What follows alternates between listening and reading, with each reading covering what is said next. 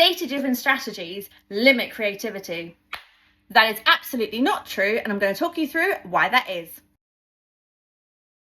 Hello and welcome to Engage and Thrive, also known as EAT, your coffee catch-up with me, your host, Taelon, where we will go through common problems and hurdles that come up in business, marketing and advertising and try and demystify them. I know firsthand how complicated and confusing it can seem with all the different acronyms and all the things to do in business. So let me try and help you be better in business.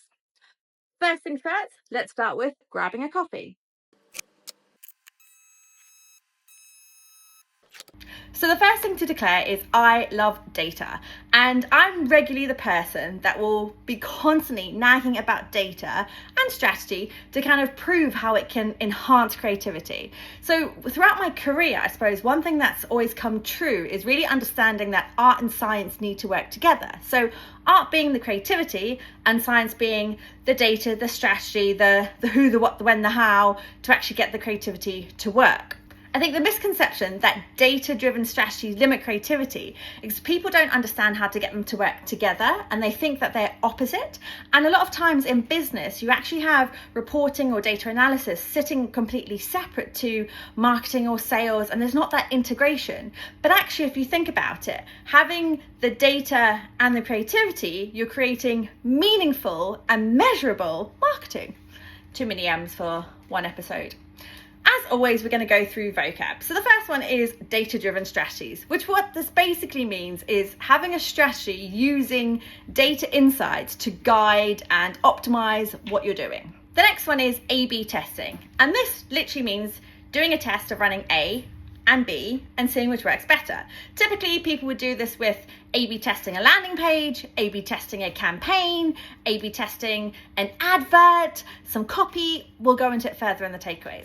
The next one is segmentation. So this is essentially using your customer data and grouping them into different categories, however you want to be. And this may be on geography or purchasing power or items they actually buy or anything like that. But it's creating different segments of your customers. The next one is behavioural data. So this is really understanding how someone interacts with your brand. And this may be the website activity, their purchasing habits, anything that they're doing, their behaviours and their traits of interacting with your brand, and how you can use those behaviours as data for insights for creativity. Again, in the takeaways. And the final one is personalisation. Spelt with a Z if you use American English, spelt with an S if you use British English. So this is about understanding how you can tailor creative or anything that you're doing to your customer preferences. Today we're going to be going through 3 key takeaways about how you can use your data to inform your creativity. Number 1, data is the foundation. So if you think about it, that data is essentially creating the different pathways of information, and then you can use that to build on your creativity. So for example, if you're looking at your Google Analytics or your social media data, so Meta Business Suite, TikTok Studio, whatever it is, and then you can look at patterns and trends of what your customers are doing, right? Or how people are interacting with your brand.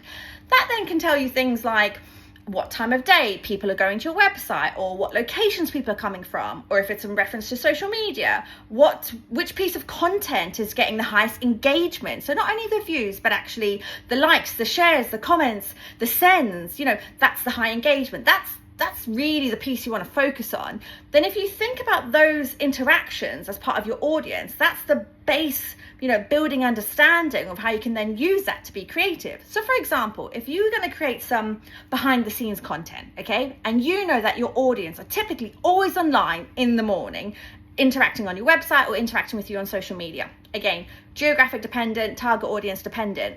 Then when you're creating behind the scenes content, why don't you create behind the scenes content in the morning of a morning routine? Because they'll also be doing their morning routine. So it's more relatable for them because it's the same sort of time of day. So this foundation really sets the who, the what, the when, the how, the why. If you think of all those, then you can think of understanding all the different patterns and trends and information you want to capture about your audience. Which nicely leads into number 2, using insights to personalize. So this is where you take all of those insights and then personalize it even further. So I just gave you an example of how you may do some content on social media based on a time of day.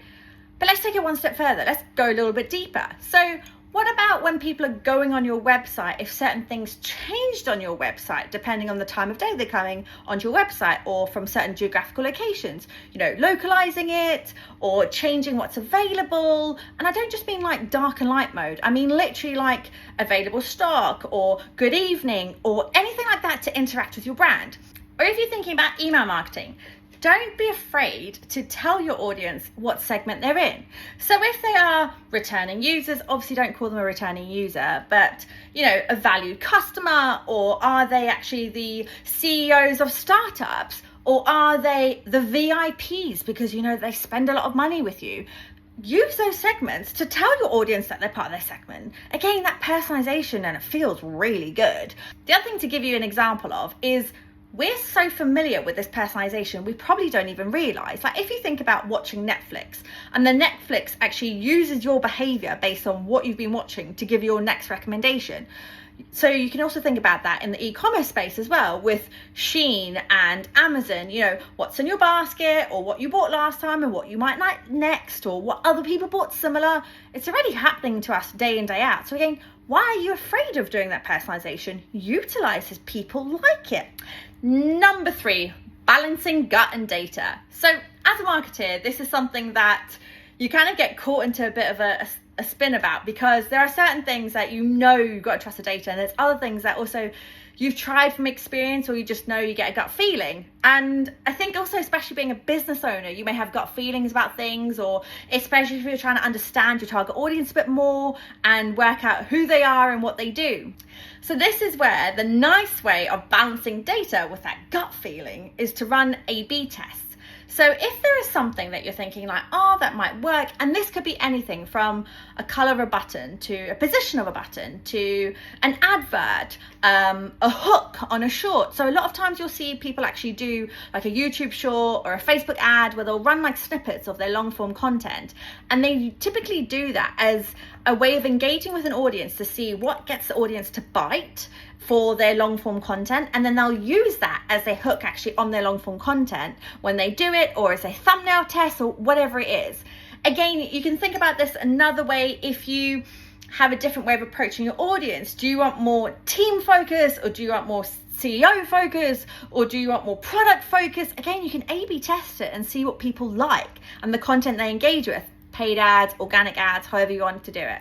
But the idea of running A/B tests is giving yourself a way of refining, not replacing the gut. So that gut feeling is still there, and you can use it to test your theory, and you can test so many different variations of things. But actually then the data will tell you what your audience wants, and the data will tell you what is better for the business and what is better for the audience. The other thing, you can run A/B tests if you want to try new markets, or if you want to reach a new target customer base. Again, all of these are beautiful examples of how to run A/B tests. So as a wrap up, just to reconfirm, data-driven strategies do not limit creativity. And as I said before, this can create meaningful and measurable marketing, the art and science. And the one thing I will say, if you ever are in doubt about data limiting your creativity, just think about Spotify Wrapped. So you would have seen it, and you would have seen so many brands try and imitate Spotify Wrapped, especially last year. But Spotify Wrapped is data. That is your data that they're sharing, and making data sexy. So that's just your one example, if you could take anything away from this, about how data can help with creativity. Thank you for joining me for another episode of Engage and Thrive with your host Taelon, and see you next week.